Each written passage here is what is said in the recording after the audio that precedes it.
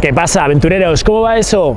Bueno, pues hoy es día de aventuras, hoy es día de conquistadores y es que nos hemos desplazado directamente al centro de Extremadura para visitar en su corazón a Trujillo, tierra de conquistadores, donde, por ejemplo, pues los Pizarro, ¿no? Gonzalo Pizarro, Francisco Pizarro, Francisco de Orellana, nacieron justo en este punto, gente tremendamente desgraciada. Bueno, fijaros que el propio Pizarro era criador de cerdos.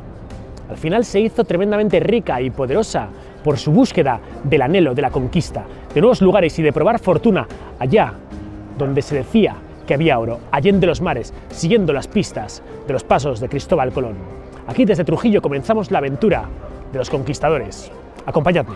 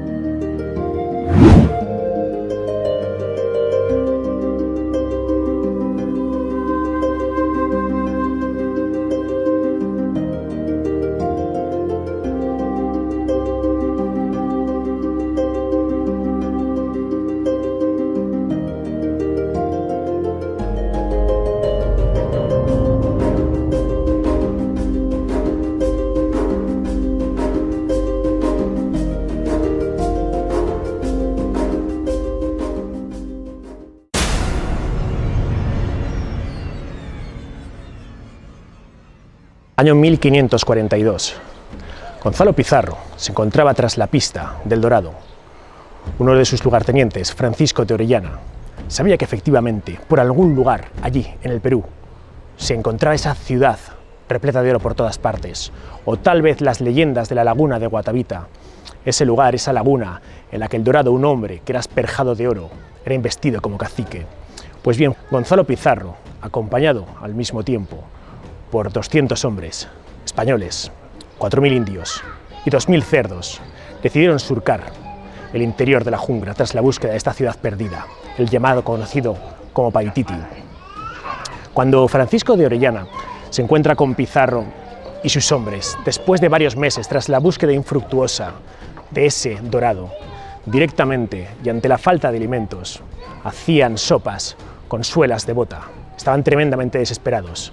No quedaba ninguno de los 2.000 cerdos, la mayoría de los indios habían desertado y españoles quedaban más bien pocos.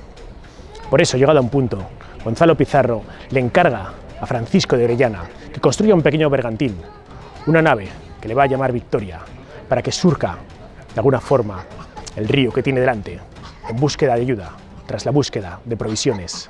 De esta forma, Francisco de Orellana, a bordo del Victoria, ese pequeño barco, junto con 60 valientes, comenzaría a descender el río Negro. Y llegado a un punto, entre dos ríos, uno de ellos el Marañón, de repente vería cómo se abre una masa de agua como jamás había visto a nivel fluvial. Se da cuenta de que este río es totalmente nuevo y comienza a descender lo que en un principio iba a ser la tratativa de encontrar comida. Serían 7 meses de navegación, 4.000 kilómetros de navegación por los fondos de ese río. Llegado a un punto, Orellana se ve atacado por una serie, cuentan que de mujeres que les lanzaban flechas venenosas, no se sabe si eran indígenas, que llevaban falda y que Orellana los confunde con mujeres. El caso es que Francisco de Orellana les va a llamar de una forma muy concreta, las amazonas, porque le recordaba a esas mujeres guerreras que se encontraban en la Odisea de Homero, esas mujeres guerreras. Pues bien, a ese mismo río que está surcando Orellana le acabaría llamando, igual que esta tribu, el Amazonas. Desde luego que aunque Orellana finalmente pudo regresar a España, la fiebre del Dorado, la necesidad de regresar a su querido Amazonas, hizo que una vez más volviese a la selva y esta vez no regresaría nunca más. No sabemos si fue asesinado, si murió directamente en el río, pero aquí el que le llamaban el tuerto del Amazonas sigue desafiando el tiempo.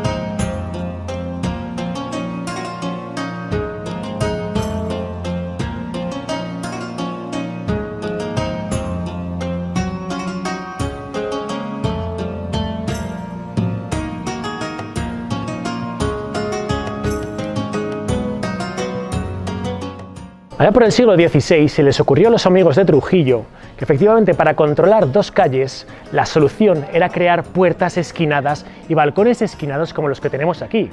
Al final todo era cotilleo, claro, si la puerta me daba a una sola calle solo podía tener controlados a los vecinos de un lado, pero si me daba a dos, efectivamente cotilleo máximo, las puertas esquinadas. Pues bien, aquí en Trujillo vais a encontrar 7 balcones y 7 puertas esquinadas. Uno de los más famosos es justo este. Hoy en día es un hotel y la verdad es que llama muchísimo la atención. Vamos a verlo desde un poquito más de cerca.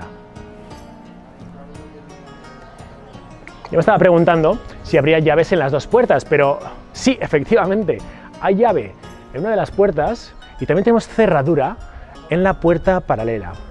Por esta razón le llaman las puertas esquinadas, aquí, en Trujillo.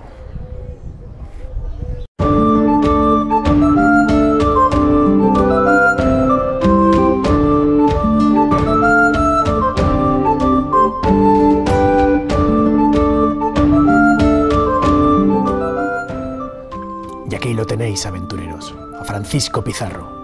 Murió en 1541, como marqués de la Conquista, como noble adinerado con vastas riquezas, con tierras, con prestigio, con influencia, muy lejos de sus inicios. Es que Pizarro, que nació en la década de 1470, como hijo ilegítimo de un soldado español y de una sirvienta, este joven, en su infancia, cuidó a los cerdos de la familia y nunca aprendió ni a leer ni a escribir. Sin embargo, fue uno de los mayores conquistadores de la historia de España.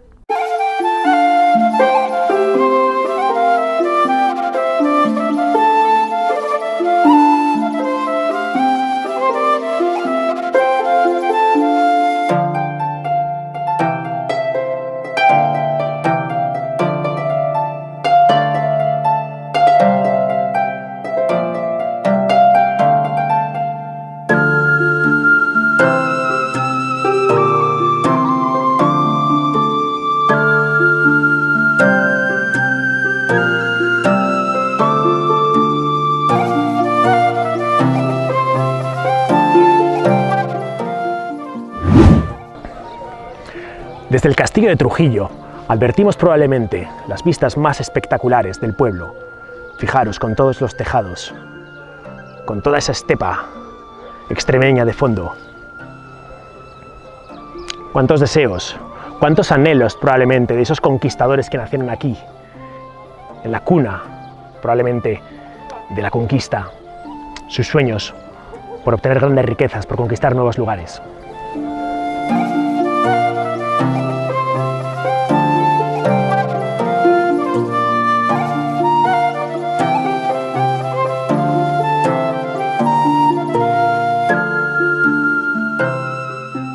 Fijaros, por calles como esta, probablemente a su caballo, Francisco Pizarro se encaminaba.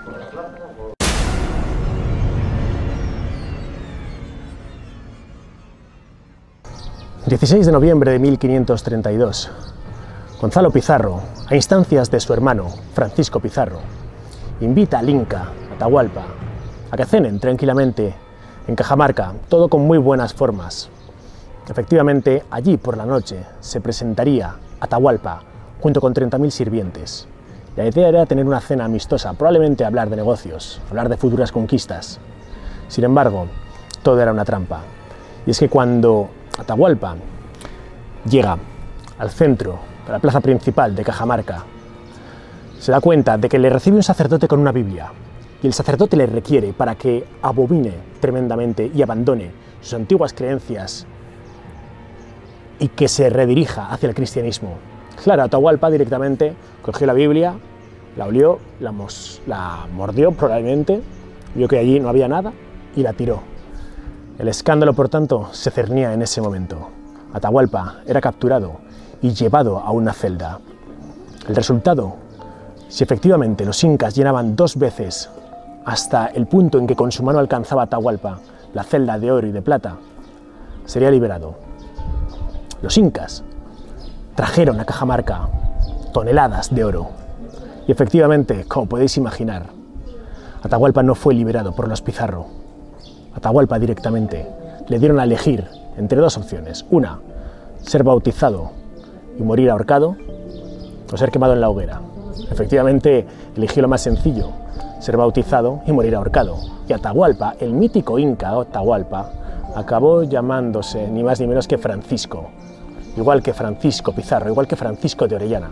Aquí, en la casa de los antiguos Pizarro, contamos esta maravillosa historia de las penurias de la conquista española en tierras americanas.